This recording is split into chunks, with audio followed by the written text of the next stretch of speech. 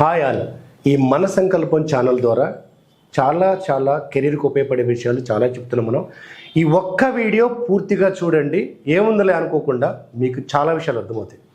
ఈ మధ్యకాలంలో మన ఇండియాకి వస్తున్న చాలామంది ఇన్వెస్టర్స్ చూసి, ఎందుకంటే మీకు తెలుసు made in India make in India అంటే ఇండియాలోనే తయారు చేయాలని ప్రపంచవ్యాప్తంగా ఉన్న ధనవంతులు, ప్రపంచవ్యాప్తంగా ఉన్న పెద్ద కంపెనీస్ వాళ్ళు ఇక్కడికి వస్తూ మనతోటి టైఅప్ పెట్టుకొని బిజినెస్లు పెడుతున్నారు. అలాగే ఇండియాలో ఉన్న చాలా పెద్ద బిజినెస్లు వాళ్ళు డిఫరెంట్ రంగాల్లోకి వెళ్ళి కోట్లు లక్షల కోట్లు సంపాదిస్తున్నారు.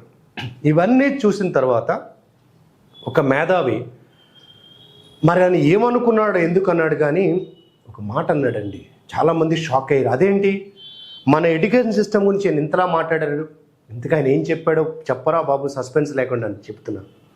ఆయన అన్నది ఏంటంటే, మన విద్యా వ్యవస్థ 4 రకాల వ్యక్తుల్ని ఎక్కువగా తయారు చేస్తుంది. ఎక్కువ శాతం ఇదే.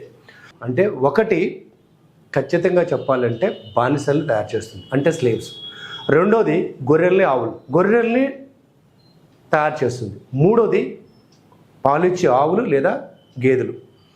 ఇంకా 4వది గాడిదలు. అదేంటి ఇంత మాట అన్నాడు? మన దగ్గర ఇంజనీర్స్ ఉన్నారు, ఇక్కడ నుంచి అమెరికా వెళ్ళి అద్భుతంగా సక్సెస్ అయ్యారు, నాసాలో మన వాళ్ళే ఉన్నారు, మైక్రోసాఫ్ట్ CEO మన వాళ్ళే ఉన్నారు, గూగుల్ CEO మన వాళ్ళే. వాస్తవే, అదంతా అక్కడ. కానీ ఇక్కడేం జరుగుతుంది, మన విద్యా వ్యవస్థ అని చెప్పింది చాలామంది మేధావులు ఏకీభవించారు. చూద్దాం ఒకసారి. గొర్రెలు అని ఎందుకు అన్నాడంటే, అసలు మనకి ఉన్న కాలేజెస్ ఏంటి, ఎన్ని సీట్లు వస్తాయో తెలియకుండా ఇంటర్మీడియట్లో ఎక్కువ శాతం మంది తీసుకునే సబ్జెక్ట్ ఏంట్రా బాబు అంటే ఎంపీసీ. ఆంధ్రప్రదేశ్, తెలంగాణ రాష్ట్రాల నుంచి ఐఐటి కోసం, NIT కోసం ప్రయత్నించే వాళ్ళ సంఖ్య 3 లక్షలకు పైమాటే. కానీ ఎన్నొస్తున్నాయి రాష్ట్ర వ్యాప్తంగా? మన తెలుగు రాష్ట్రాల్లో ఒక సంవత్సరానికి సీట్లు కొట్టేవాళ్ళు IIT, NITస్లో 2000 లోపే. అంటే 2000 మంది సక్సెస్ అవుతారని తెలిసి మిగతా 2,98,000 మందిని బలి చేస్తున్నారు చూడండి. అంటే 3 లక్షల మందికి ఈ లాంగ్ టర్మ్ కోచింగ్స్ ఇస్తున్నారు IIT, NITల కోసం. ఎవడో ఒకడు వెళ్ళాడు, మా బంధువు వెళ్ళాడు, మా బంధువు తరపునోడు వెళ్ళాడు అని గొర్రెలా ఒకడు వెళ్తే ఆ తర్వాత ఎక్కడికి వస్తున్నారు, మళ్ళీ బీటెక్లోకి వస్తున్నారు. మామూలు కాలేజీలో జాయిన్ అవుతారు. మామూలు కాలేజీలో వాడు ఏ బ్రాంచ్ తీసుకున్నా బీటెక్ అయ్యాక మళ్ళీ ఒకటే అన్నాడు, సాఫ్ట్వేర్ ఇంజనీర్ అన్నాడు. మరి అన్నప్పుడు 4 సంవత్సరాలు మెకానికల్ ఇంజనీర్ ఎందుకు చదివాడు? క్వశ్చనే లేదు అందులో. 4 సంవత్సరాలు ఈసీ ఎందుకు చదివాడు? ఆన్సరే లేదు దానికి. ఇలా చూసుకుంటే ఒకడు వెళితే వాడు ఉపయోగపడుతుందా లేదా అని వేరేవాడితో పోల్చుకొని గొర్రెలాగా వెళ్ళిపోతున్నారు. అసలు ఈ చదువు నాకు అబ్బుతుందా లేదా, నా క్వాలిటీకి ఇది మ్యాచ్ అవుతుందా లేదా, నేను ఇందులో కెరీర్ గ్రోత్ అవుతానా లేదా, నా మనస్తత్వానికి ఇది సెట్ అవుతుందా లేదా, దీనివల్ల నేను ఫ్యూచర్లో నా జాబ్ని ఎంజాయ్ చేస్తానా, అలా కాకుండా కేవలం డబ్బులు సంపాదించే మెషిన్లా మాత్రమే ఉండిపోతానా, జేబు సాటిస్ఫై అవుతుంది, జాబ్ సాటిస్ఫాక్షన్ ఉండదు, కొంత డబ్బులు వస్తుంది, అది ఫస్ట్ తారీఖున జీతం పడితే 3వ తారీఖు డిస్ట్రిబ్యూషన్ అయిపోతే మళ్ళీ ఫస్ట్ తారీఖు కోసం ఎదురు చూసే కుక్క బతుకు అవుతుందా లేదా అని ఎవరు ఆలోచించట్లేదు, గొర్రెల్లో వెళ్ళిపోతున్నారు. ఆయన చెప్పింది వాస్తవం కాదంటారా? కింద కామెంట్స్ పెట్టండి. ఇంకా రెండోది చెప్పాను కదా, బర్రె లేదా ఆవు. వాళ్ళకి ఏం చేస్తారు, జెర్సీ ఆవులకి ఇంజెక్షన్ చేస్తారండి. చేసి దాన్ని ఫుల్గా మేపేసి దాని దగ్గర నుంచి పాలు పిండుకుంటుంటారు. అంటే బాగా కష్టపడి కొంచెం ఇంటెలిజెన్స్ అయిన ఏం చేస్తారు, టీమ్ లీడర్ గాను CEO గాను తీసుకొని వాడికి 14 గంటల నుంచి 16 గంటలు పని చెప్పి వాడి బ్రెయిన్లో ఉన్న తెలివితేటని, క్రియేటివిటీని మొత్తం పిండుకొని ఆ కంపెనీ పీవత్సంగా డెవలప్ అవుతుంది. వీడికి ఒక్కడికి 10%, 15%, 25% ప్యాకేజ్ పెంచి ఆ వచ్చిన డబ్బులు వాడి దగ్గర పెట్టుకోకుండా వాడికి ఒక లైఫ్ స్టైల్ అలవాటు చేసి లక్షల్లో జీతం రాగానే కోట్ల ఆస్తి సంపాదించడం, లేకపోతే ఆస్తిగా మార్చుకోడు. వచ్చిన వెంటనే ఇల్లు కొనాలి, తర్వాత ఫ్లాట్ కొనాలి, ఫ్లాట్ మార్చి డబుల్ బెడ్రూమ్, ట్రిపుల్ బెడ్రూమ్ కొనాలి, ఆ తర్వాత వాడు మంచి టీవీ కొనాలి, ప్లాస్మా, LED ఇలా పెంచుకుంటూ పోయి ఆ వచ్చిన డబ్బుల్ని మళ్ళీ కార్పొరేట్ సెక్టర్లో ఇంకొక బిజినెస్ మ్యాన్కి వాడు కస్టమర్ అవుతూ గుడ్డి చాకరీ చేస్తూ అలా ఉండిపోవాలి. వీళ్ళు ఆవులు లేదా బర్రెలు. అంటే వివత్సంగా తినేసి వివత్సంగా పాలిస్తున్నట్టు వివత్సంగా నేర్చుకొని వివత్సమైన టాలెంట్ పెంచుకొని ఆ టాలెంట్ అంతా ఆ కంపెనీకి దారబోస్తాం. కానీ జీవితంలో ఎప్పుడు బయటకు వచ్చి నేను ఒకరి దగ్గర పనిచేయటం, నా టాలెంట్తో నేను బతకాలని ఎప్పుడు ఆలోచించడు. ఎందుకో తెలుసా? రిస్క్ బాబు, రిస్క్. బిజినెస్ అంటే అంత ఈజీ కాదు. ఇది ఇంకొక రకం. ఇంకా 3వ రకం చెప్పా. ఏంటది? గాడిదలు అంటే మోస్తూనే ఉంటారు ఆ వెయిట్. చిన్న జాబ్ చేస్తా అంటే జాబ్ చేయొద్దంటలేదు. అంటే ఇప్పుడు అది అకౌంటెంట్గా కానీ, కస్టమర్ కేర్లో కానీ, మార్కెటింగ్లో కానీ, బ్యాంకింగ్ సెక్టర్లో పనిచేసేవాళ్ళు అక్కడి నుంచి ముందుకు వెళ్ళలేరా? కొంతకాలం పనిచేసిన తర్వాత వాడే సొంతగా వ్యాపారం పెట్టచ్చు, లేదా వేరే కోర్స్ నేర్చుకొని ఇంకా అద్భుతం చేయొచ్చు. ఏం చేస్తారు తెలుసా?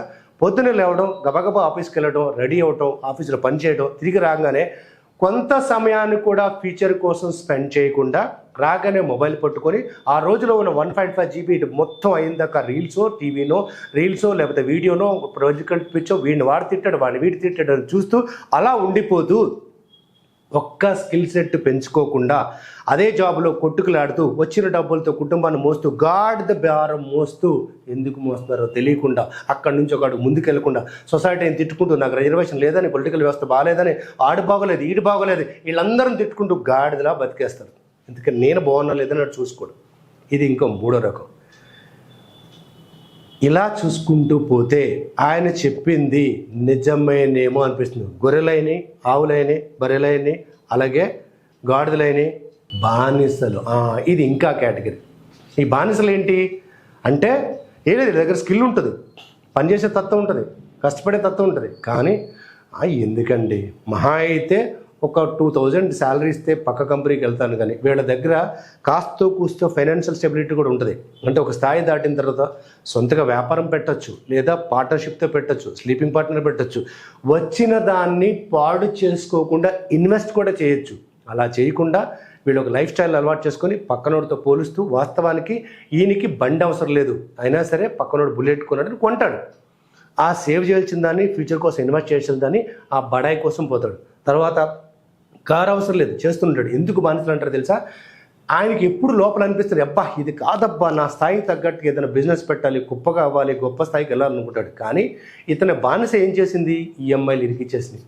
1-2 నెలలు జీతం లేకపోతే ఆగలేదు. కాబట్టి ఎట్టి పరిస్థితుల్లో ఇష్టం ఉన్నా లేకపోయినా ఆ ఉద్యోగం చేస్తూనే ఉండాలి.